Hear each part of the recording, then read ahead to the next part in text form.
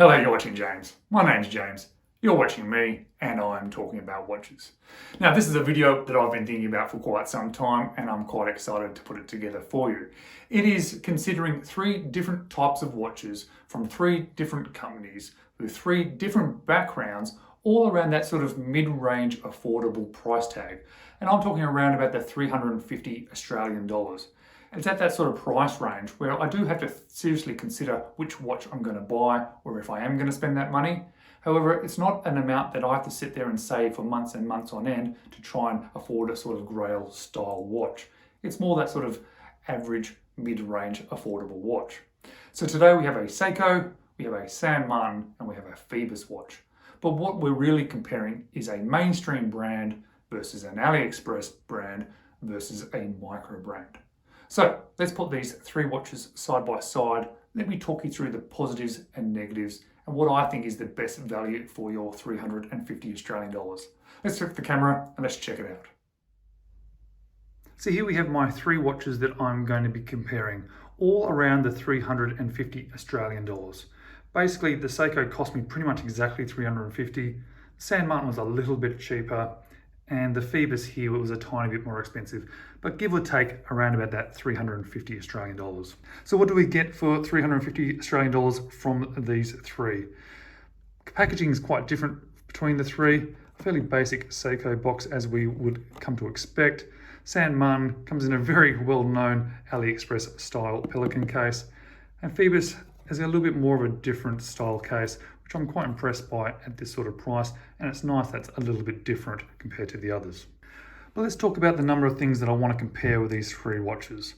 Let's talk first about the brand identity. Obviously, Seiko is going to be the winner here if you are making it a competition.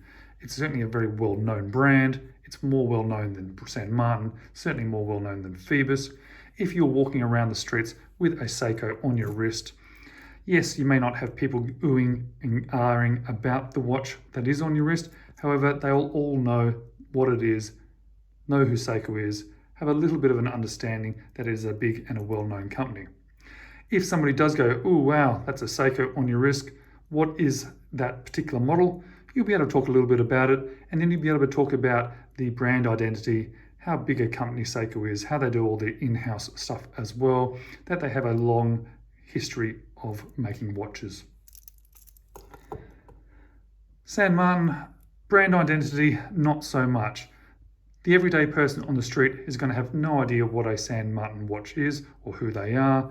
They may not even know what AliExpress is. However, if somebody does ask you about it, what you'll be able to say is, well, it's a Chinese company from AliExpress. They get a lot of bang for your buck for the type of watches that you're buying. They're made at a very good quality.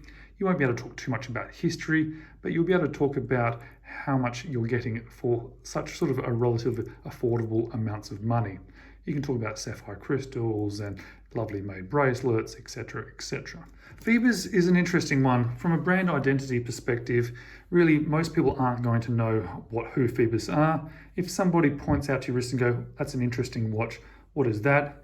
If you say, oh, it's made by a Microbrand, the vast majority of people who aren't involved in the watch community will have no idea what a Microbrand is, but that will then lead into a conversation that you're rarely probably going to have, but you'll be able to say, hey, Phoebus is this Microbrand, they're from Singapore, a Microbrand is a small company that develops watches, blah, blah, blah. There'll be a bit of backstory to it. You'll be able to talk about how they are unique designs, they aren't copying anything else, they're not trying to look like a Seiko or any other watch. They put a lot of time and effort. The people that make it actually have a passion for watches. You'll be able to talk a bit about why they're made, how they're made. So there's a little bit of a backstory there that you'll be able to talk about in regards to Phoebus. So for me, when you just sum up that particular aspect, Seiko is obviously a bit of a clear winner. Everybody knows Seiko, plus it has a great back history. San Martin, not so much. Phoebus has an interesting sort of backstory about it being a Microbrand, but it's not very well known. So let's talk about just the look of the watch itself. The Seiko watches, they are unique to themselves. They're not copying any other watches other than probably themselves. Obviously being a field watch, it doesn't look so different from other field watches that are out there. However, it has its own unique look to it. San Martin can't really give you that sort of feel. It is absolutely sort of homaging an older Rolex, this particular one, and a lot of their other watches that they have on offer are homaging other watches. They do a little bit of an interesting twists on them, like a lot of the watches that are on Aliexpress, albeit they may be copying or using the influences of another watch, they sort of make it their own. This particular one is slightly bigger than the original Rolex that it is sort of homaging, and they've done a few little things to make it their own. However, it's not really a unique watch. The Phoebus, however, is probably going to be the most unique out of all of them. Yes, Seiko does a unique watch for themselves. However, this is very different to anything else you're going to get on the market. And it's really sort of part of the company, part of Microbrands, producing things that are quite interesting.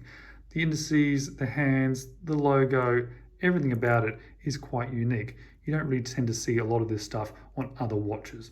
It's not like the San Martin or Aliexpress watches, which are trying to take inspiration from others. They're really trying to be unique amongst themselves. So obviously Seiko's always going to have that unique feature. It's a Seiko, it is what it is, it's fantastic. San Martin, nothing against it, but they're not really coming out with too many new ideas, and the ones that they do haven't been huge sellers. Phoebus, I think, is a bit of a clear winner for me in this particular aspect, because there's such a lot of effort and time put into making such an interesting watch. And they're only putting out a few watches in their range versus, I would hate to know how many watches Seiko puts out in their range. So all that time and effort is put into a smaller amount versus the hundreds of different watches that come out from Seiko. So what is the fit and finish like on these three watches? So from Seiko, you know what you're going to get. It's fit and finished quite well. You've got high polished. You have some light brushing on the top. Feels very good. Seikos always feel very nice, feel very soft in the hand.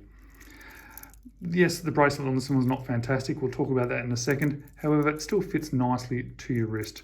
You're sort of going to be quite comfortable and happy with that.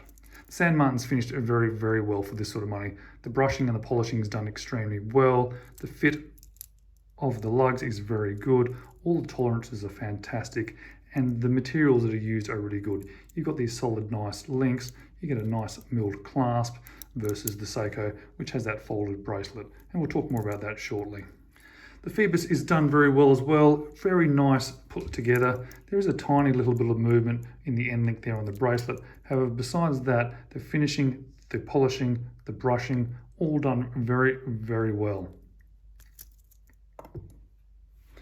Now, I'm not going to talk about bezel action because, well, that one doesn't have a bezel, but both of those are very, very good, and there's not really that much in between them. In regards to the finishing, I think they're all done very well. There's not that much between them either. The San Martin probably does stand out a little bit. So for that one, San Martin sort of is the winner here. So let's talk about the bracelets. I think this Seiko is going to be the loser here. We've got hollow end links.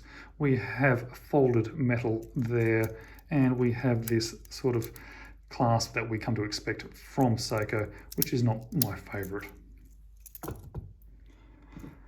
This is an amazing bracelet, and I think this is definitely going to be the winner. Very nice fit to the case, solid end links, very nicely finished, has these lovely rivet styles on them, really nicely brushed, beautiful milled clasp, wonderful bracelet, one of my favorites in my collection. The Phoebus bracelet is done also really nice. There is a little bit of movement. However, there's a solid end link. We have all those individual links, which is particularly nice, and a very, very nice clasp. Probably my favorite clasp out of the three. Very nice bracelet. I can't say anything bad about it. I just particularly like this one. I think that's just a personal preference, though. Nothing to say that this is worse at all. And what about the movements between these watches? Well, we've got the 4R36, which is the day-date complication. We've got an NH35, and we've got an NH35. All Seiko, all have hacking and hand winding. I don't think one is particularly better than the other. They all perform well, and I'm happy with all of them. Now, what about lume? All right, I'm going to put a lume shot in here. You're going to see that the lume is very good on all of these watches. I think perhaps the Phoebus is probably the best. It stands out the most. It's probably the cleanest and clearest. It does look great. San Martin, however, very strong, very nice. And Seiko is always going to be good. I think perhaps because this is a field watch, it's not quite as bright and luminous as some of their dive watches. Value for money. Well, Seiko, it's a very known quantity. We know what we're going to get. I think these watches are getting more expensive compared to what they used to be, especially these Seiko 5 models. You would never be paying 350 Australian dollars for a Seiko 5 a few years ago. However, they do have a better movement in them now. They are a known quantity. They're a good watch. From a real resale perspective as well, being a Seiko, it should be fairly easy to sell and you should get most of your money back. San Martins are known to get a lot of value for your money. So you are getting a lot for that, around about that $350. The quality of the finishing, the fit and finish, sapphire crystals, the nice bracelets, the good movements. Probably one of the winners here. It is, you get everything for your money. Resale, however, yes, people are aware of the San Martin brand. People do want to buy it. However, I don't think you can get quite as much money back for this one as you probably would for the Seiko. Well, I just said that might have been the clear winner. Oh, I don't think so, actually. I think from a value for money perspective, the Phoebus really is the winner here. It's got all the positives that the San Martin does, but it has all the unique features and a little bit more to it. It's so well finished, so well done, has that good Seiko movement in it, has an amazing case back. Yeah, it's a great watch. Certainly the best value for money out of the three. Resale, well, I'm not 100% sure about how well this will resell. It's going to have the same sort of issue as the San Martin. It's not a particularly well-known brand. However, you should hopefully get reasonable money back from it. However, it may take a while to sell. So what are my final thoughts about these three watches and about spending $350 on each of them? Well, I love all of them. I wouldn't have bought each individual watch if I didn't. The Seiko, it's a great watch. I do think, however, they are starting to charge a little bit more money for them. It's not quite as good value for money. I think they're probably still worth the money that they're asking. It just doesn't feel that, you don't get that little buzz of, I got such a great deal on a watch anymore. San Martins, you do kind of get that buzz of, I got a good deal. They're very well constructed, very well made, very nice to wear, and it's very well put together. But I'm going to say my Phoebus is the clear winner for me. It has everything out of all those things. It has great fit and finish. It has great details. It looks good. It's unique. It has a good movement inside there. I love case backs, and that's got one of the best case backs in my collection. I think maybe resale is not as good as perhaps the Seiko, but I think from a value for money perspective, this has more than all the other watches that I've been talking about today. Such an amazing watch for such an affordable price. Thank you so much for watching my comparison of these three watches. I know each one doesn't represent all of the watches in their brand, but I just wanted to put together three nice watches, three watches that I really like, that were around about the same prices, and just give you some different ideas about what each one has from a positive or a negative, or comparatively against each other. Thank you so much for watching. I do really appreciate it. If you haven't already, I would love it if you subscribe to the channel. It really helps motivate me to keep making these videos. Thank you very much. Hope to see you again in the near future.